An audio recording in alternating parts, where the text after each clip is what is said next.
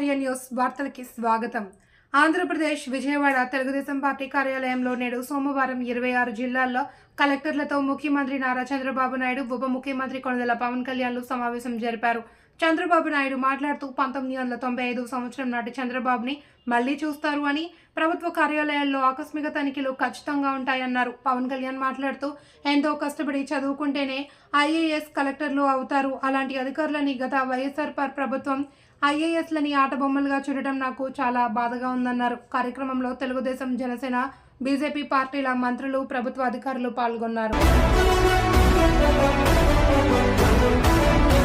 నేను కూడా ఇది అయిన తర్వాత ఆకస్మిక తనిఖీలకు వస్తున్నా. నేను అప్పుడప్పుడు అంటున్నాను 95 CBN చూస్తారని. ఇంకా నేను స్పీడ్ పెంచలేదు, ఇంకా రాలా 95 CBNకి. అప్పుడు కొంతమంది తెలిసిన వాళ్ళు ఇక్కడ ఉంటారు.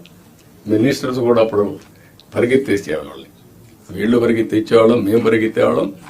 ఆఫీసర్లు అయితే చాలా ప్రైడ్గా ఫీల్ అయ్యారు. ఈరోజు హైదరాబాద్ కానీ మొత్తం డెవలప్మెంట్స్ కానీ ఆఫీసర్లే చేశారు. ఈ విషయం కూడా మీరు గుర్తుపెట్టుకోవాలి. ప్రజలు మాకు మ్యాండేట్ ఇచ్చారు. సమాజంలో ఉండే బెస్ట్ పీపుల్ని మిమ్మల్ని సెలెక్ట్ చేశారు. డిఫరెంట్ సర్వీసెస్లో యు ఆర్ ప్రొఫెషనల్స్. ఆ calibre, administration, organisation skills, communication skills అవి మీకున్నాయి. మాకు ప్రజలు గౌరవించారు, మమ్మల్ని ఎన్నుకున్నారు. ఎన్నుకోనేంటి, మీ ద్వారా పనులు చేయించాలి. ఆ విషయం మీరు గుర్తుపెట్టుకోవాలి. మేము పని చేయించకపోతే మా తప్పు, కానీ మేమే పని చేయాలి అంటే కుదరదు. మా బ్యాక్గ్రౌండ్ ఇవన్నీ వచ్చినప్పుడు ఈ విషయంలో మీరు అందరూ కూడా క్లారిటీ పెట్టుకొని ముందుకు పోవాల్సిన అవసరం ఉంది. నేను వచ్చినప్పుడు ఒక అంగన్వాడికి పోతా, డ్రైన్స్ పోతా. డోంట్ మిస్టేక్ మీ. ఒకప్పుడు డ్రైన్లో ఐఏఎస్ ఆఫీసర్లు దించిన రోజులు కూడా ఉన్నాయి. దిగి చూడమన్నా ఎట్లుందని మీరు ట్రైన్ ఒకసారి దిగండి, మీకు ఒక ఐడియా వస్తుందని తిప్పి చూపించిన రోజులు ఉన్నాయి.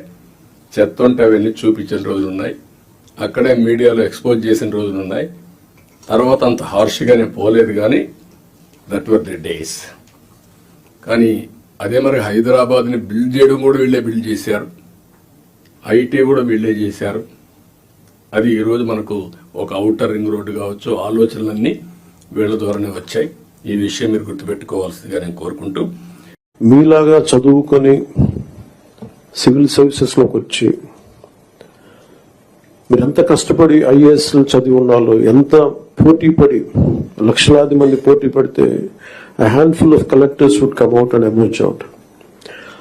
అలాంటి ఒక ఎమినెంట్ వ్యవస్థని, బలోపేతమైన వ్యవస్థని గత ప్రభుత్వం దాన్ని ఒక ఆటబొమ్మలా చేయడం మా అందరికీ చాలా బాధ కలిగించింది. మేమందరం కూడా దేనికి బయటకు వచ్చామంటే ఈ వ్యవస్థను బలోపేతం చేయాలి, వ్యవస్థను బలహీనం చేస్తారని చెప్పి at the cost of life దెబ్బలు తిని, ఒకవేళ మేము రాకపోయినా కానీ ప్రజాక్షేత్రంలో నిలబడి ఈ వ్యవస్థను బలోపేతం చేయాలని ఉద్దేశంతో ఇక్కడికి వచ్చాం.